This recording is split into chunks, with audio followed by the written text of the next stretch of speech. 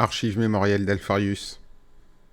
Bien sûr, Valdor ne saisit pas tout de suite l'allusion. Il aura fallu la trahison d'Amar Astarté et l'exhortation de Malcador avant qu'il instaure les parties de chasse. Tout le monde présuma que c'était son idée. Et comment aurais-je pu le contester ? J'étais encore inconnu du reste de l'Imperium. Je suppose que j'aurais dû être satisfait que mon travail soit reconnu et suivi d'améliorations, mais je ne suis pas Valdor, qui travaille sans souci qu'on attache du mérite à son nom.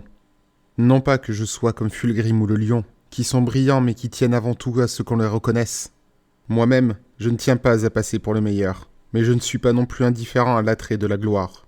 Je crois qu'aucun de mes frères n'y est insensible. Pas même Perturabo, qui est peut-être le plus humble de nous tous, car il a son amour propre. Cela me pèse peut-être davantage que chez mes frères, car j'ai tant fait pour l'Imperium, du moins le crois-je, sans que quiconque le sache. C'est en partie ma faute. Je ne m'étais pas révélé quand cela aurait été plus opportun de ce point de vue. J'ai préféré observer et évaluer tous mes frères avant de me présenter, de sorte à pouvoir servir d'épée secrète si nécessaire. Je dois reconnaître que Valdor a su bien gérer la tentative de rébellion du haut seigneur Kandawir. Il n'a pas eu besoin d'aide pour dresser le plan, qui au demeurant était simple. Inciter un ennemi émotif et trop confiant à s'étirer plus que de raison, pour mieux l'écraser. Si l'occasion se présente, je le recyclerai à ma façon.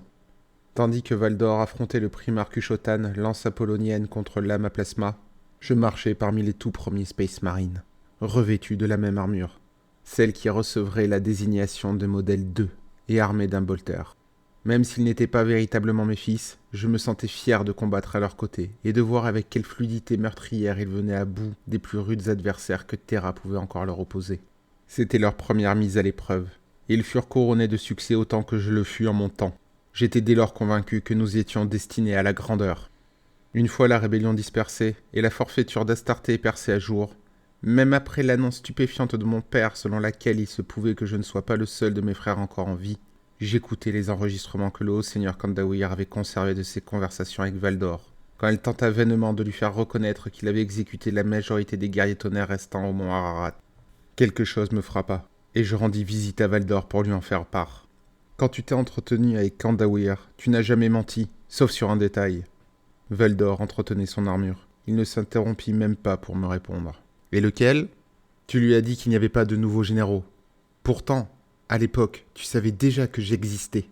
Valdor hésita plusieurs secondes, comme pour soupeser ses paroles, mais toujours sans s'interrompre dans sa tâche. Je n'ai pas menti. Je ne sais pas ce que tu es, mais tu n'es pas un général. Il m'arrive encore de repenser à cette conversation.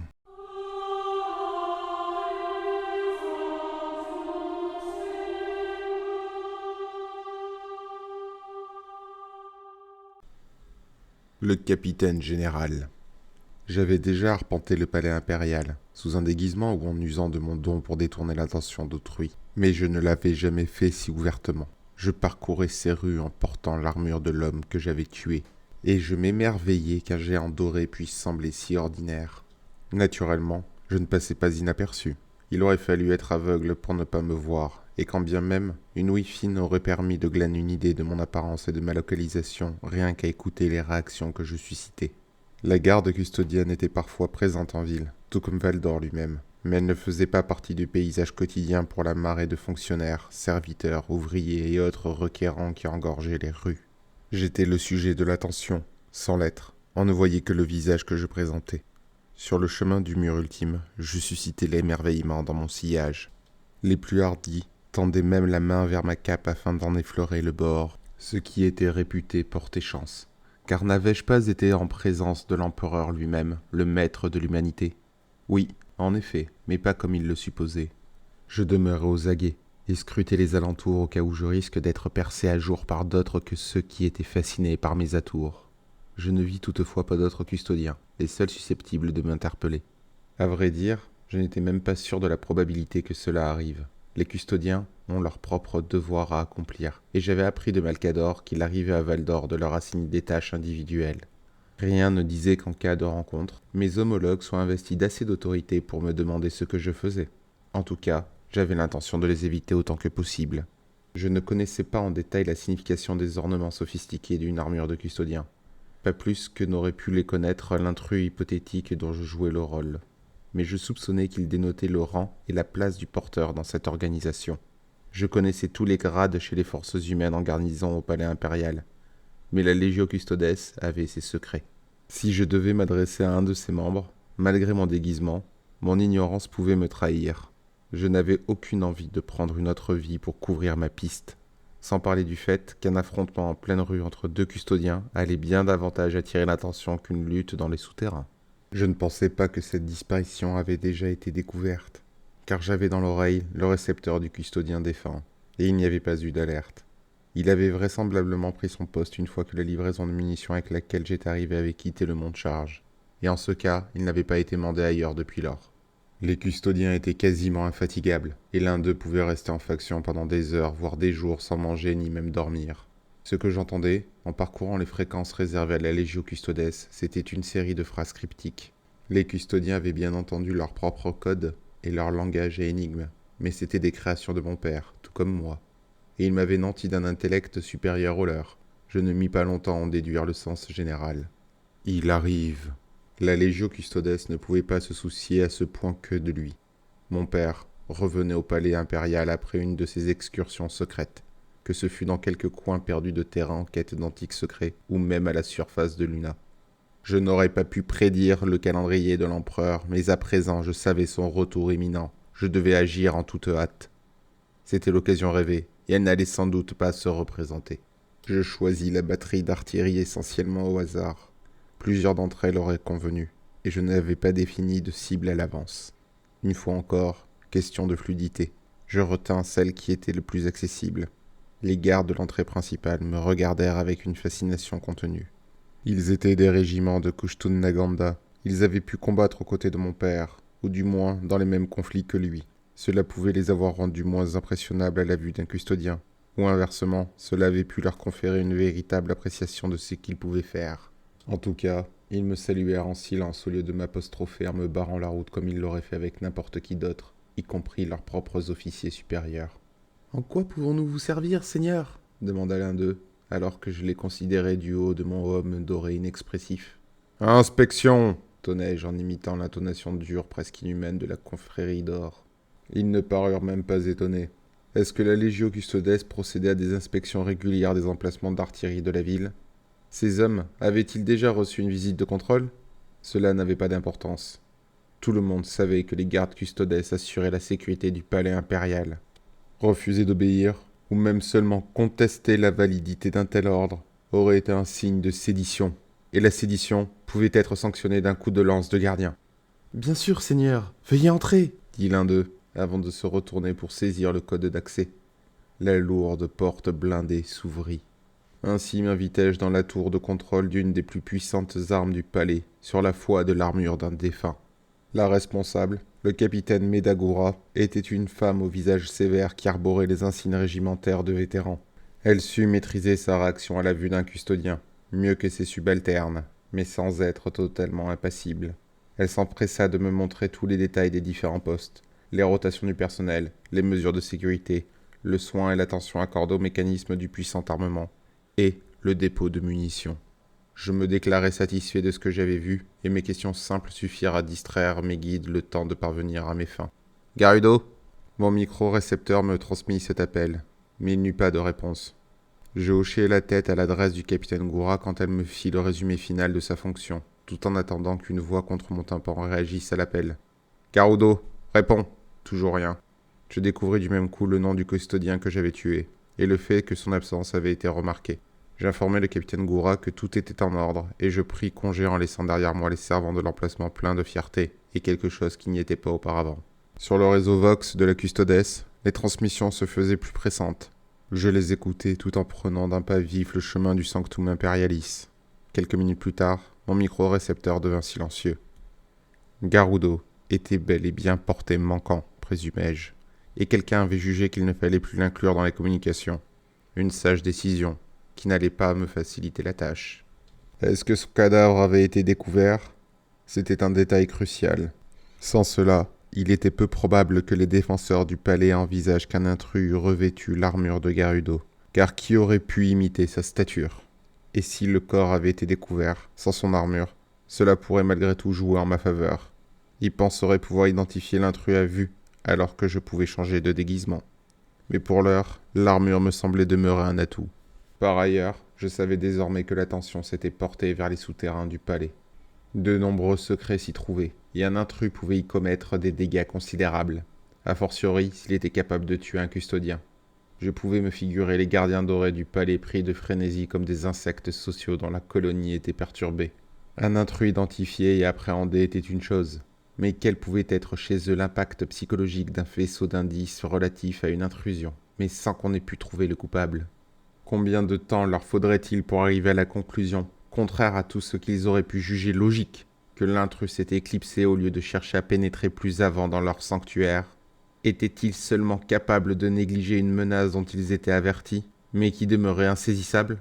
Ou bien allaient-ils se focaliser sur le péril intérieur et ainsi relâcher à leur insu leur vigilance vis-à-vis du péril extérieur? Une autre idée me vint. Chez la Légio Custodes, combien de guerriers étaient au fait des secrets anciens enfouis dans la roche? Combien Valdor pourrait-il en envoyer dans les souterrains? Combien d'entre eux avaient une accréditation assez élevée pour savoir ce que moi-même j'ignorais en grande partie? Ainsi, je n'avais qu'une idée partielle de la nature de tout ce qui pouvait être entreposé, et cela sans même avoir de notion précise de l'extension des catacombes. Je doutais que quiconque puisse le savoir hormis mon père, et peut-être que lui-même ne savait pas tout. Le Sanctum Imperialis se faisait de plus en plus imposant à mesure que je m'en approchais. Si mon père était de retour, ce serait en navette ou en aéronef. Il n'avait pas la patience de traverser toute l'étendue du palais en transport terrestre, d'autant que sa procession aurait été freinée par la foule extatique. Il n'en voulait pas aux masses de vouloir saisir une occasion de le voir pour se réconforter par sa présence, car il comprenait le pouvoir des symboles. Sinon, ses custodiens lui-même ne seraient pas revêtus d'or, tout en s'évertuant à ce que l'on ne le dépeigne pas comme un dieu. Toutefois, ce que mon père ne pouvait pas assujettir à sa volonté, c'était le temps, c'était le manque de temps, et la hâte de faire progresser les étapes de ses desseins qui lui faisaient éviter les attroupements de ses fidèles. Si un appareil volant se présentait, je savais où il atterrirait, et il se trouvait que j'avais un excellent déguisement pour y accéder. On ne pouvait pas franchement parler de bouleversement au Sanctum Imperialis, mais pour quiconque était habitué à circuler sous ses voûtes, la différence était flagrante. Les custodiens marchaient d'un pas empressé, au détriment de leur vigilance coutumière à l'égard de leurs frères. Je franchis la sécurité extérieure en passant outre les sentinelles comme si j'avais été convoqué de toute urgence, et personne ne m'interpella. Par contre, une fois à l'intérieur, je me défie de l'armure, car je m'attendais à ce que la majorité des forces custodiennes soient appelées aux catacombes, et je me serais fait remarquer en montant au contraire jusqu'au point de vue élevé. En outre, plus le temps passait, plus il y avait de risques que le cadavre de Garudo soit découvert sans son armure, et dès lors, la Légio Custodes allait se montrer aux aguets sur d'autres critères. L'Oramite offrait une excellente couverture tant qu'on ne la mettait pas en doute, mais désormais, les recoins obscurs allaient redevenir mes plus précieux atouts. Le manteau cache-poussière que j'avais porté à bord du chenil des Sinanes me servit à envelopper la lance de gardien que je conservais, et pour me cacher, je revêtis une cape de caméolien. C'était à l'origine une bâche du même matériau, destinée par exemple à cacher un véhicule. Je l'avais achetée à un fabricant établi non loin du dépôt de Winika, et je l'avais découpée à ma taille. Mieux valait procéder ainsi que de commander une cape de camouflage taillée sur mesure à des mensurations nettement supérieures à celles d'un humain normal. C'eût été de nature à susciter des commentaires de la part du prestataire. Qu'importe le montant versé pour qu'il s'abstienne de parler de cette commande hors du commun.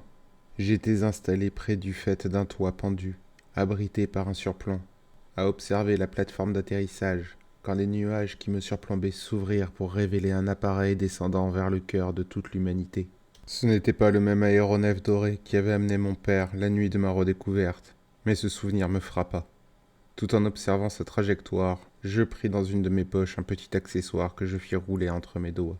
Ce fut peut-être à ce moment, quand aboutit le premier plan entièrement de ma propre conception, que je me sentis véritablement vivant pour la première fois.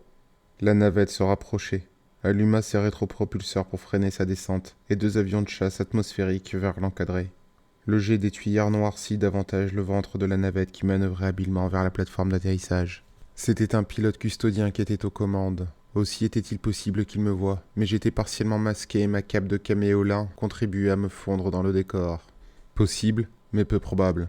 Sous-peser les chances de réussite pour retenir la meilleure option, voilà ce qui m'avait fait parvenir jusqu'ici.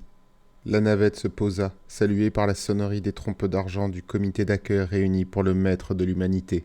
La rampe s'abaissa, et des géants en armure d'or débarquèrent, les armes parées contre toute menace potentielle, même ici, en plein cœur du pouvoir de l'Imperium, et derrière eux.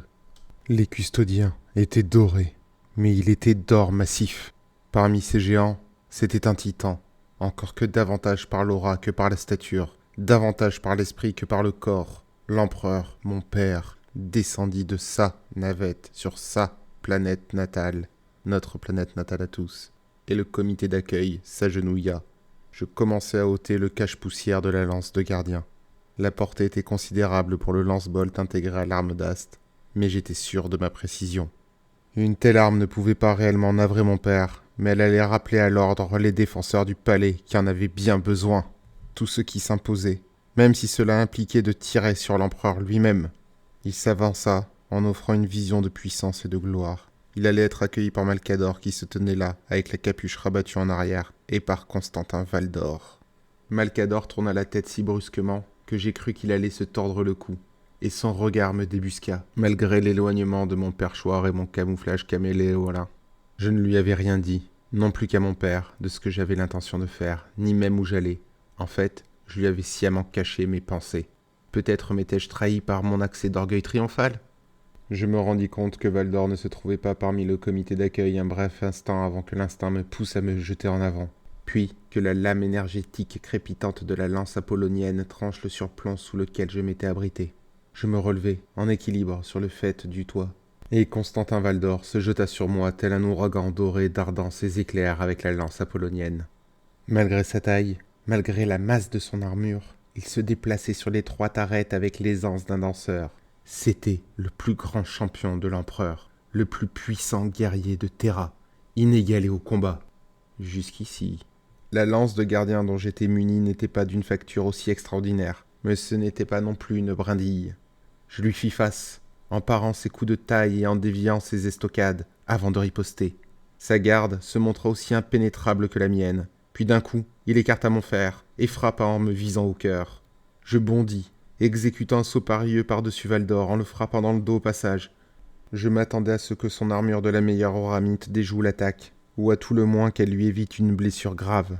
Je ne m'attendais pas à ce qu'il relève la lance apollonienne assez prestement pour parer mon coup, avant de se retourner pour me faire face au moment où j'atterrissais.